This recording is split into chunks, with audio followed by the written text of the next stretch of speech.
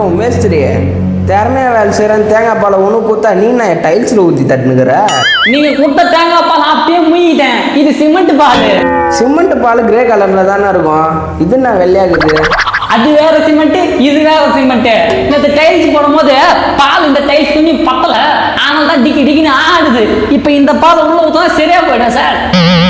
யோ நேற்று அவ்வளோ பாலை மீந்து போய் கட்டியாக்கி தயிராக்கி வச்சுக்கிறேன். இன்னைக்கு என்னடானா முஞ்சி போன கல்யாணத்துக்கு வந்து மோளாச்சுன்னுக்கிறியா? அதெல்லாம் ஒன்றும் பிரச்சனை இல்லை சார். தட்ட எம்டிஆர் வெளியே தான் வருது. எம்டிஆர் வெளியே வந்து இந்த ஒயிட் சிமெண்ட் உள்ள போயிடுச்சுன்னா அப்புறம் டைல்ஸ் டிக்கி டிக்கின்னு ஆடாது, டொக்கு டொக்குன்னு சவுண்டு கேட்காது. நல்லா ராஜா பகுத்து மாரி இருக்கும். கூலி தானே வேலை செய்கிறேன், எது இவ்வளோ கஷ்டப்பட்டு தட்டிங்கிற? சத்தம் கேட்டாதான் ஏன் நம்ம சங்கத்துக்கே அழகு.